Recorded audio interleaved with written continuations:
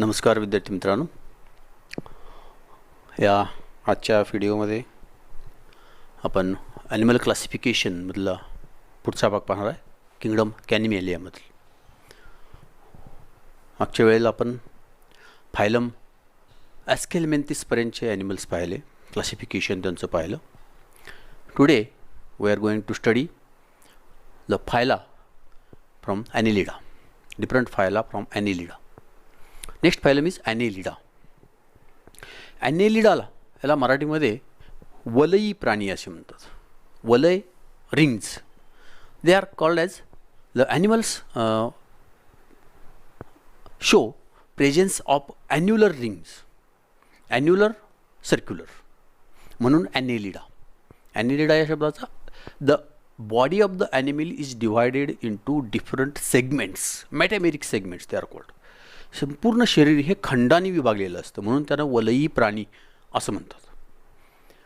The segments of the body they are metameric. Metameric segmentation means they are homologous segments. एकसारख्या अनेक खंडांनी शरीर विभागलेलं असतं आणि म्हणून त्यांना सर्क्युलर असे खंड किंवा सेगमेंट्स असतात, म्हणून त्यांना ॲन्युलर म्हणजे सर्क्युलर, ॲनिलिडा असं म्हटलं जातं. This phylum it is the phylum of animals which show segments. Segment असणाऱ्या they are called as ringworms. त्यांना रिंगवर्म्स असंही म्हटलं जातं. आपण त्याचे कॅरेक्टर्स पाहू.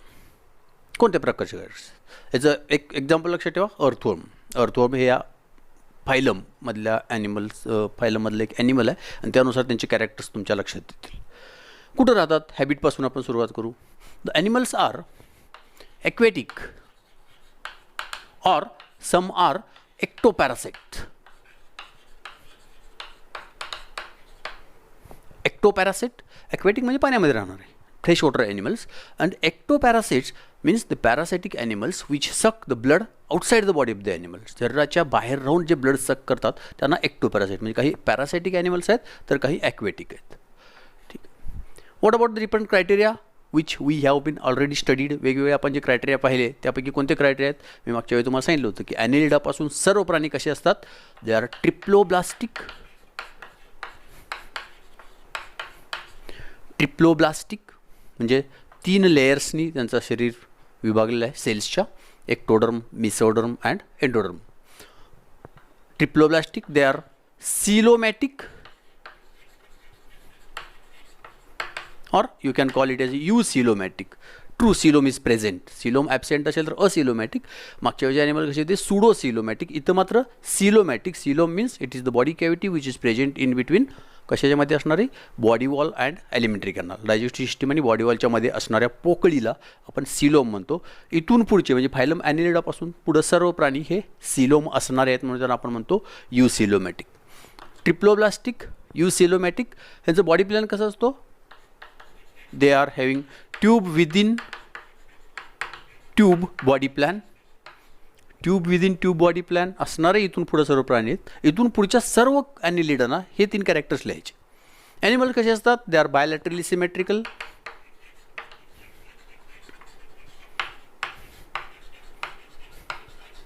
दे show bilateral symmetry.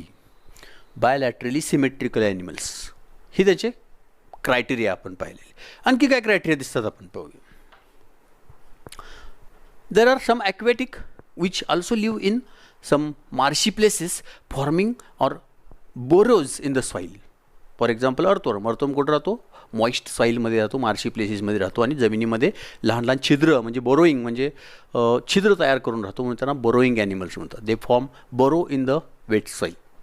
Body is metamerically segmented. सर्व ॲनिमल्समध्ये बॉडी ही सेगमेंटेड असते. इन पॅरासायटिक ॲनिमल्स त्यांच्या अगोदर आपण कॅरेक्टर पाहूया. In parasitic animals for example leech. बघा ॲनिमल लीच म्हणजे मराठीमध्ये आपण त्याला जळू म्हणतो. आठवते जळू काय करतो? जळू दुसऱ्या प्राण्यामधलं रक्त श्वसन ॲब्सॉर्ब करतो, शोषून घेतो, असा हा प्राणी जळू. It is aquatic animal. हा पाण्यामध्ये राहतो and lives as ectoparasite on the mammals. मॅमल्सवरती एक्टोपॅरासाइट म्हणून काम करतो आणि तो पाण्यामध्ये राहतो. आणि त्यांना आपण पॅरासिटिक म्हणतो, शरीराच्या बाहेर राहतो म्हणून ectoparasite. They have hook suckers. त्यांना शरीराला काय असतात, त्यांना काय असतात, सकर्स असतात. कशासाठी? For the absorption of the blood from the mammalians. मॅमेलियन्समधलं ब्लड ॲब्सॉर्ब करण्यासाठी सकर्स असतात. लीच पाहिला असाल तुम्ही, बऱ्याचदा हे मेडिसिनल पर्पजसाठी सुद्धा वापर केले जातात. हे लीच जे माउथ आहे किंवा सकर आहे, ह्या सकर तिथं काय केलं जातं, it cuts the skin and absorb the blood. या ठिकाणी दोन प्रकारचे केमिकल्स काम करतात. पहिला असतो विच फॉर्म्स द ॲनॅस्थेटिक प्रोसेस. ॲनॅस्थेटिक म्हणजे भूल देण्याची प्रक्रिया. म्हणजे तो आपल्याला ज्यावेळेला ह्युमन बिईंगला, तुम्हाला सुद्धा काही ते जळू लागलं असेल तर पहा, नसेल तर पावसाळ्याच्या दिवसामध्ये आपल्या वेस्टर्न घाटमध्ये कुठेही जा, थोड्याशा ओढ्यामध्ये इकडे तिकडे फिरा, म्हणजे जळू कसा लागतो हे लक्षात येईल. आपल्या कातडीला ज्यावेळेला तो कट करतो त्यावेळेला आपल्याला जाणवतही नाही, कारण त्याच्या लाळेमध्ये, सलायवामध्ये एक ॲनॅस्थेशिया एक प्रकारचा असतो, त्यामुळं आपल्याला ते जाणवत नाही. आणि दुसरा असतो, त्याचं नाव आहे हिरुडीन. हिरुडीन नावाचं एक कंपाऊंड, प्रोटीन त्याच्या सलायवामध्ये असतं. कुणाच्या? लीचच्या. त्यामुळं काय होतं, it acts as anti blood coagulant. Anti blood coagulant म्हणजे रक्ताची गुटळी होऊ नये म्हणून या प्रकारचा असा हा ते काम करतो हा हिरुडीन. त्यामुळं रक्त नेहमी तो शोषत राहतो. It sucks once blood in its life time. त्याच्या आयुष्याभरामध्ये तो एकदाच ब्लड ॲब्सॉर्ब करतो. It can be used for the medicines. कशासाठी वापरतात? आयुर्वेदिक भागामध्ये, आयुर्वेदिक दवाखान्यामध्ये तुम्ही पाहिला असाल, बॉटलमध्ये लीच घालून ठेवलेले असतात. कशासाठी? अशुद्ध रक्त शोषून काढण्यासाठी शरीरामधलं. किंवा as the hirudin is anti blood coagulant. Anti blood coagulant, blood कोॲग्युलेशनमुळे कोणते डिसीज होतात माहिती आहेत? रक्ताची गुटळी झाल्यामुळं सगळ्यात महत्त्वाचा डिसीज म्हणजे हार्ट अटॅक. हार्ट अटॅकमध्ये काय होतं, हार्टला ब्लड सप्लाय करणारी आर्टरी त्यामध्ये गुटळी होते रक्ताची, आणि त्यामुळं हार्टला ब्लड सप्लाय होत नाही, आणि त्यामुळं हार्ट बंद पडतं. त्याला आपण हार्ट अटॅक म्हणतो. अशा ठिकाणी ब्लडची जी कोॲग्युलेट झालेलं असतं, म्हणजे रक्ताची जी गुटळी झालेली असते ती डिझॉल्व्ह करण्यासाठी सुद्धा या हिरुडीनपासून औषध निर्माण केलं. म्हणजे लाईफ सेविंग ड्रगसुद्धा या लीचपासून तयार करू शकतो. हे झालं पॅरासाइटच्या बाबतीत. There are some other animals also in phylum Annelida. Aquatic free living आहेत, त्याच पद्धतीनं पॅरासाइटिकसुद्धा आहेत. ह्या प्राण्यांची हालचाल जी आहे, ही हालचाल कशामुळे होते? 3 types of the locomotions are there. First, they some animals, for example earthworm, they move with the help of skin by producing very minute structures which are called as CT. CT नावाचे लहान structure त्यांच्या स्किनमध्ये असतात आणि त्या साहाय्याने ते हालचाल करतात. Earthworm example. For example there were the animal Nereis which move with the help of parapodia. पॅरापोडियाच्या साहाय्याने काही प्राणी हालचाल करतात. And the parasitic animals move with the help of सकर्सच्या, म्हणजे 3 वेगवेगळ्या प्रकारच्या स्ट्रक्चर्सच्या साहाय्याने ते ॲनिमल्स काय करतात, हालचाल करतात. Respiration takes place through body wall. In the body wall trachea are present and body वॉलच्या साहाय्याने ते काय करतात, रेस्पिरेशन करतात. Some animals show specialized structures in their body. त्यांच्या शरीरामध्ये संपूर्ण शरीर खंडाने विभागलेलं असतं. There are so many segments in the body of the animal. But some specialized structures which are called as clitellum is present in some animals. काही ॲनिमल्समध्ये क्लायटेलम नावाचा part असतो. तुम्ही पाहिलं असेल अर्थवर्ममध्ये पहा, there is a portion where the intersegmental grooves are absent. म्हणजे तिथं सेगमेंट नसतात, काही रिप्रोडक्टिव्ह ऑर्गन्स त्या ठिकाणी असतात, त्याला आपण म्हणतो clitellum. Clitellum are present in this animal. The animals show closed circulatory system. Circulatory system is closed type. Closed type म्हणजे सर्क्युलेशन म्हणजे काय? सर्क्युलेशन म्हणजे रक्ताभिसरण. शरीरामध्ये रक्त वेगवेगळ्या ठिकाणी वाहून नेणं. रक्ताची गरज कशासाठी असते? ऑक्सिजन किंवा फूड मटेरियल किंवा वेगवेगळे पदार्थ कॅरी करण्यासाठी, वेगवेगळ्या सेल्सपर्यंत पोहोचवण्यासाठी. क्लोज्ड सर्क्युलेशन आणि ओपन सर्क्युलेशन असे 2 प्रकारचे सर्क्युलेटरी सिस्टीम प्राण्यांच्यामध्ये असतं. क्लोज्ड सर्क्युलेशन म्हणजे काय? जर रक्त किंवा ब्लड हे वेगवेगळ्या टिश्यूपर्यंत, सेल्सपर्यंत ब्लड व्हेसल्स किंवा रक्तवाहिन्यांच्या साह्याने वाहून नेलं जात असेल तर त्याला म्हणतात closed circulatory system. When the blood is carried towards the tissue or the cells with the help of blood vessels, it is called as closed circulation. But in some animals, what happens? The blood vessels are absent. The body cavity of the animal is filled with the blood. संपूर्ण शरीराच्या आतली cavity ही रक्ताने भरलेली असते. For example in insects, आणि अशा वेळेला all the tissues or cells they come in direct contact with the blood or they bath in the blood. सगळे बाकीचे सेल्स किंवा शरीराचे टिश्यू हे डायरेक्ट कॉन्टॅक्टमध्ये असतात ब्लडच्या. ब्लड इकडून तिकडं वाहून नेलं जात नाही. असं जर असेल तर त्याला आपण म्हणतो ओपन सर्क्युलेटरी सिस्टीम. हे या ॲनिमलमध्ये नसतं. या ॲनिमलमध्ये क्लोज्ड सर्क्युलेटरी सिस्टीम असतं. Heart is present towards the dorsal side. Nervous system is present in the form of nerve ring. Nerve रिंगच्या स्वरूपात नर्व सिस्टीम असते. And nerve cord is present on the ventral side. Ventral साईडला nerve cord असतो, म्हणजे मज्जातंतू जे आपले impulses वाहून येतात ते शरीराच्या व्हेंट्रल साईडला असतं.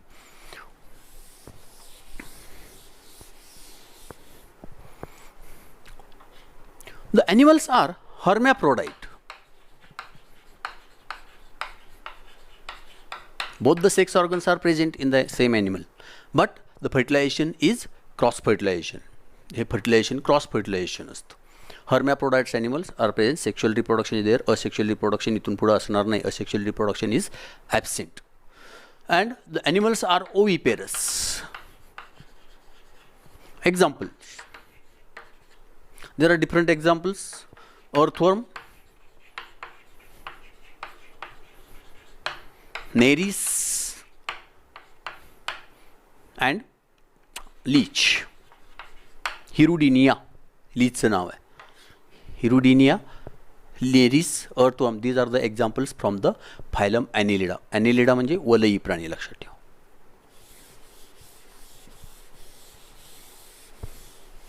Then next phylum. Phylum Arthropoda.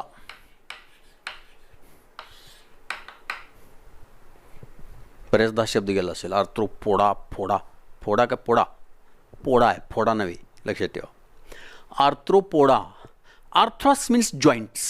यातलं आर्थ्रो म्हणजे आर्थ्रॉसमधलं जॉईंट, आणि पोडा मीन्स लेग्स, लिम्स. जे जॉईंट्स, लेग म्हणजे काय, the legs are made up of jointed appendages. कॉक्रोचचं लेग पहा, ह्या प्रकारचे बनलेलं असतं. लहान लहान लहान लहान तुकड्यांनी बनलेलं असतं. कोणत्याही कीटकाचं पहा, असे त्याच्यावरती ब्रिसल्स वगैरे असतात. Legs are made up of jointed appendages असं असतं. हे लहान तुकड्यांनी बनलेलं असतं, म्हणून त्याला म्हणतात arthropoda.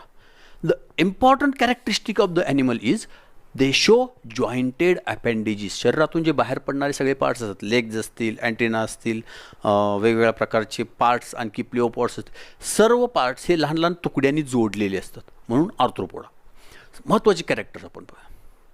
It is the largest phylum. सगळ्यात महत्त्वाचं वैशिष्ट्य आहे largest phylum in the world.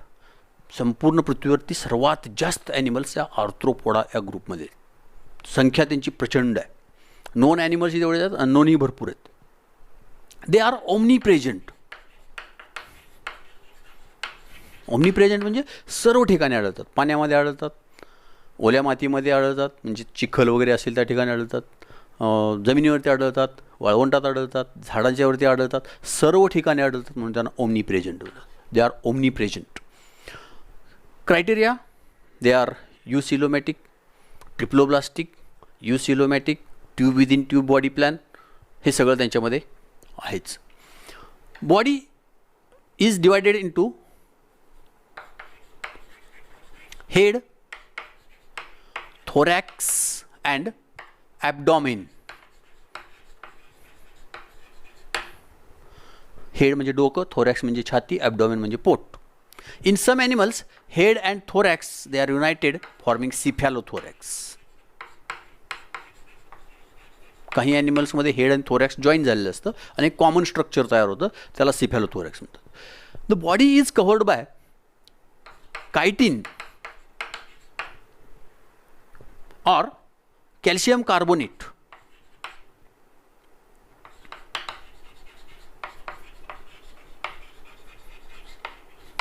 Chitin किंवा कॅल्शियम कार्बोनेटनी बनलेल्या जाड थिक अशा क्युटिकलनं शरीर झाकलेलं असतं. काही प्राण्यांमध्ये कायटिनने पण झाकलेलं असतं, काही कॅल्शियम कार्बोनेट. क्युटिकलचं जाड असं आवरण असतं शरीराच्या भोवती. द आईज आर सिम्पल या प्राण्यांच्यामध्ये, ऑर कॉम्पाऊंड. साधे डोळे किंवा संयुक्त डोळे. कंपाऊंड आईज म्हणजे काय, संयुक्त डोळे. त्यामध्ये जर तुम्ही असं आय पाहिलं तर त्यामध्ये असंख्य अशा लहान लहान लहान लहान लहान लहान स्ट्रक्चर दिसतात तुम्हाला, लाईक दिस. माशीचा डोळा जवळून पाहिला का? मक्खी सिनेमा आठवतं का? त्यात जवळून माशीचा डोळा दाखवला आहे खूप मोठा, आणि त्यामध्ये असे सगळे स्ट्रक्चर दाखवले. All these structures are the lenses. हे सगळे त्याचे लेन्स आहेत, हे सगळे संख्या. आणि every lens produce a small part of picture. समोर जे काही इमेज दिसते त्यातला लहानसा भाग हे प्रत्येक लेन्स तेवढीच इमेज तयार होते. And then all the images, हे सर्व इमेज जे दिसणारे सगळे आहेत हे सगळे नंतर काय करतो, मेंदूमध्ये गेल्यानंतर, ब्रेनमध्ये गेल्यानंतर त्या सर्वांचं कॉम्बिनेशन होतं. And a blur mosaic picture is formed. एक ब्लर असा मोजॅइक पिक्चर तयार होतो. ह्या सिंगल पार्ट जो असतो याला म्हणतात ओमॅटिडियम. असंख्य ommatidia. Actually it is a single lens. आपल्या डोळ्यामध्ये एकच लेन्स असते, मात्र कीटकांच्या डोळ्यामध्ये अशा असंख्य लेन्स असतात, त्यांना ओमॅटिडियम म्हणतात. आणि अशा प्रकारचे डोळे असतील तर त्यांना म्हणतात कंपाऊंड आईज. दे शो कंपाऊंड आईज. किंवा काही प्राण्यांच्यामध्ये सिम्पल आईजसुद्धा असतात. Next character. As the body is made up of or covered bye a non living cuticle which is made up of chitin or calcium carbonate. It is dead. हे जे chitin असतं शरीराच्या भोवती हे dead टिश्यूपासून बनलेलं असतं. And that's why it does not grow. ह्याची ग्रोथ होऊ शकत नाही कायटिनची. And for this the growing animal it shows moulting. Moulting is present in the animals. Moulting म्हणजे काय? आपण ज्याला मराठीत कात टाकतो म्हणतो पहा. काही वेळा जर तुम्ही पाहिला असेल कॉक्रोच वगैरे किचनमध्ये लहान पांढरा कॉक्रोचचा वरचा भाग तिथंच राहिलेला दिसतो. That is they shed their external cuticle. Shedding म्हणजे मोल्टिंग, कात टाकणे, शरीरावरचं आवरण काढून टाकतात. कारण का? हे डेड टिश्यूपासून बनलेलं असतं आणि डेड टिश्यूपासून बनल्यामुळं यांची ग्रोथ होत नाही. मग शरीराची ग्रोथ व्हायची असेल तर मात्र प्रॉब्लेम येतो. शरीराची ग्रोथ होणार नाही कारण एका पॅक अशा सेलमध्ये हे बंद झालेलं आहे शरीर कायटिनमध्ये. आणि तेच जर वाढ होत नसेल तर शरीराची वाढ होणार नाही. म्हणून शरीराची वाढ व्हायची असेल तर त्याला स्वतःच्या भोवतीचं आवरण हे काढून टाकावं लागतं. त्याला मोल्टिंग म्हणतात. It is also called as ecdysis. ह्याला इक्डायसिस म्हणतात. मोल्टिंग किंवा इक्डायसिस म्हणजे कात टाकण्याची प्रक्रिया काही प्राण्यांच्यामध्ये आपल्याला यामधल्या आढळते. Then next circulated. सर्क्युलेशन कोणत्या प्रकारचं सांगितलं? थोड्या वेळापूर्वी सांगितलं मी तुम्हाला. Open type. ओपन टाईप म्हणजे body cavity is filled with the blood in the, for example कॉक्रोचमध्ये पहा आतमध्ये सगळं त्याची जी बॉडी असते त्या बॉडीमध्ये सगळं ब्लड भरलेलं असतं. And that is called a haemocoel. त्याला हिमोसिल म्हणतात. It is colourless blood and all the tissues or cells bathe in to that haemocoel. हिमोसिलला डायरेक्ट कॉन्टॅक्टमध्ये येतात, त्यामुळं सर्क्युलेशन ओपन टाईप. देन पुढचा भाग आपण पाहूया excretion. Excretion takes place with the help of green glands. काही ॲनिमल्समध्ये काही ग्लँड्स असतात, त्यांना ग्रीन ग्लँड्स म्हणतात. काहींच्यामध्ये माल्फिजियन ट्युब्युल्स असतात. वेगवेगळ्या स्ट्रक्चर्स वेगवेगळ्या ॲनिमल्समध्ये आढळतात. काही ॲनिमल्समध्ये ओक्सल ग्लँड्स असतात. These are the different types of the organs for the excretion. एक्सक्रिशनसाठी हे वेगवेगळ्या प्रकारचे ऑर्गन्स आपल्याला दिसतात. Reproduction.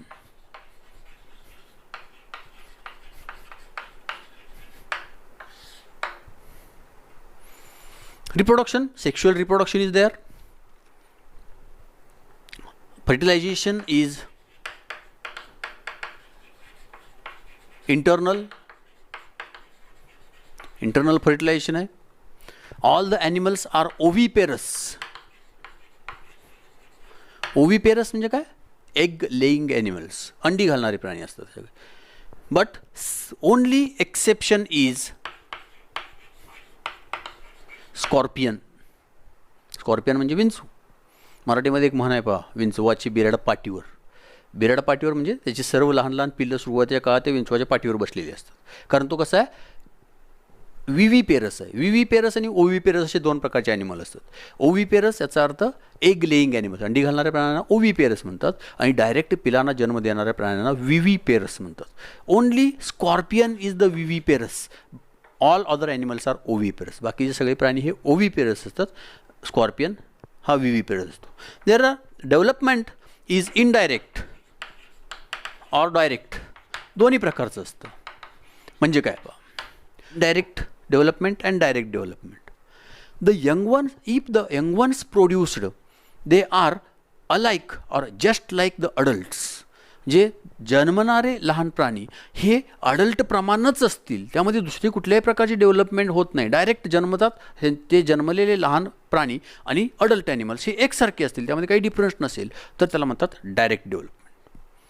But in some animals what happens, the newly born animals they are not like the adults. Adults प्रमाणे नसतात. They show morphological difference.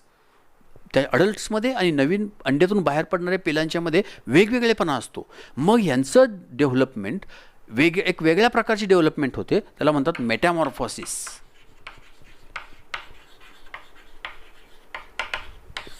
मेटॅमॉर्फॉसिस होतं. मेटॅमॉर्फिस, these are the changes takes place in the young ones up to the maturation. Maturation adult होईपर्यंत त्या ॲनिमल्समध्ये होणारे changes असतात, त्याला मेटॅमॉर्फॉसिस म्हणतात. आता तुम्ही कीटकांचा जीवनक्रम पाहिला असेल. अंडी, अळी, पतंग, बरोबर.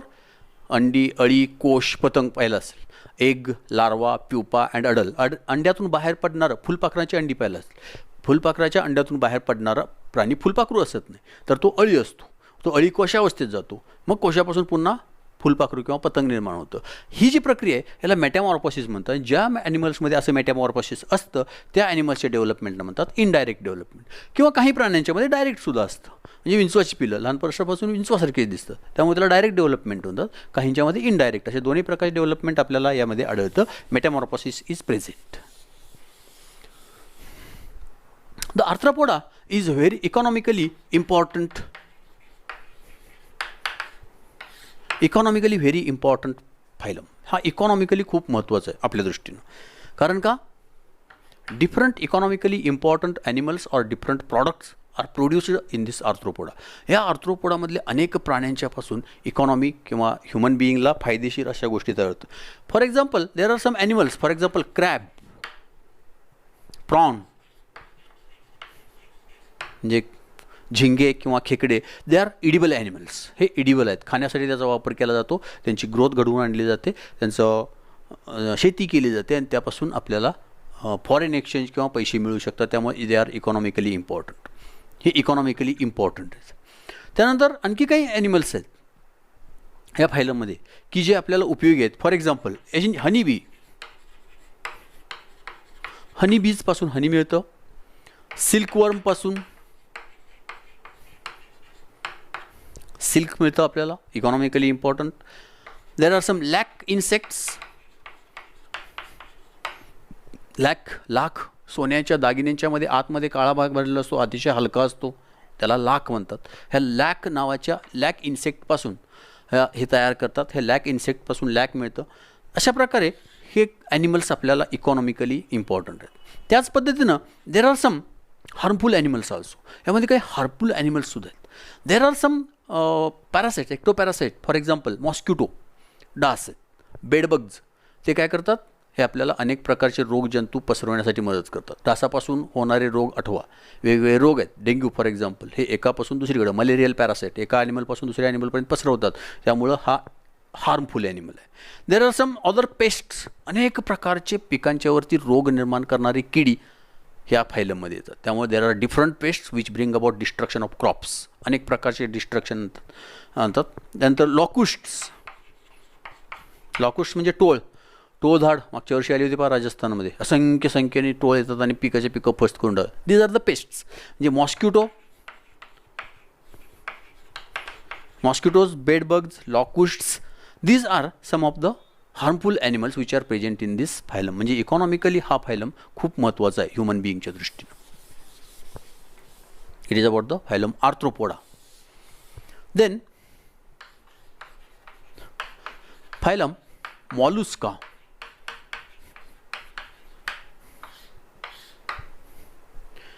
Mollusca. They are called as soft-bodied animals.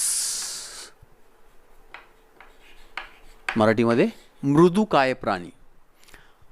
Soft-bodied animals. These animals are aquatic. पाण्यामध्ये राहतात. Fresh water as well as marine water, म्हणजे गोड्या पाण्यामध्ये आणि खाऱ्या पाण्यामध्ये दोन्हीमध्ये राहतात. They are soft bodied animals.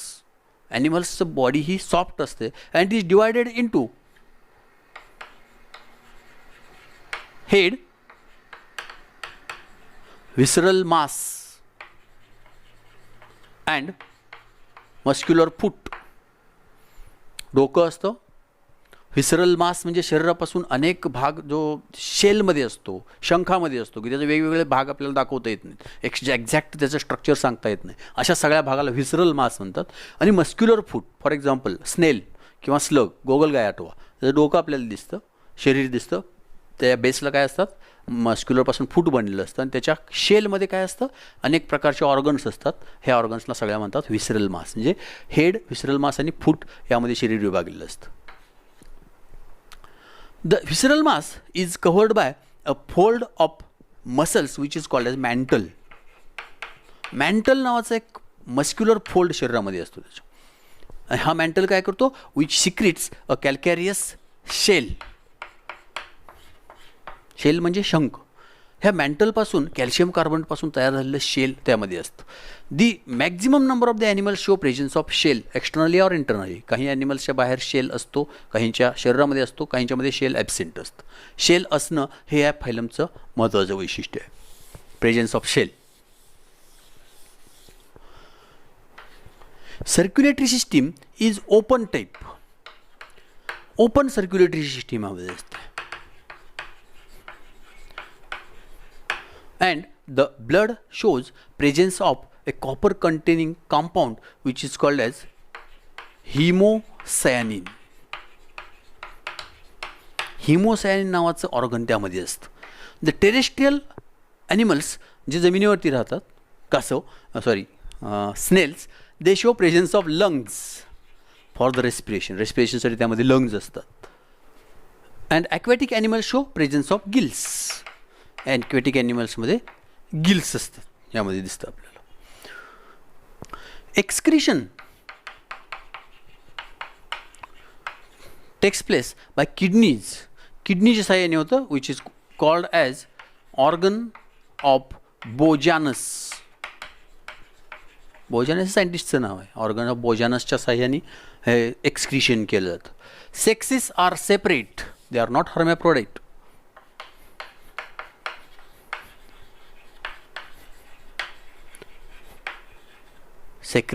Sex is separate and fertilization is internal. Internal fertilization म्हणजे शरीराच्या आतमध्ये फर्टिलायझेशन होतं. एक्झाम्पल्स कोणते कोणते आहेत? स्नेल, गोगलगाय, स्लग, यालाही आपण गोगलगाय म्हणतो, शंख नसणारी गोगलगाय. Next one is Pila, Sepia. पाहिलं नसेल तुम्ही कधी सेपिया. ऑक्टोपस हा मात्र ॲनिमल पाहिला असेल तुम्ही. Bivalve. These are the different animals present in this phylum. The bivalve ज्याला आपण कालवा म्हणतो, these animals they produce some precious pearls. मोती याच्यापासून तयार होतात, त्यामुळे इकॉनॉमिकली इम्पॉर्टंट आहे. And these animals shells which are secreted by these animals, they are the rich source of calcium or calcium carbonate. औषधासाठी जे कॅल्शियम आपल्याला लागतं, कॅल्शियम कार्बोनेटची आवश्यकता असते, ते याची ओइस्टर सेलपासून, ओइस्टरपासून किंवा वेगवेगळ्या ॲनिमल्सच्या शेलपासून मिळत जातं. त्यामुळे हे इकॉनॉमिकली इम्पॉर्टंट असे ॲनिमल आहेत.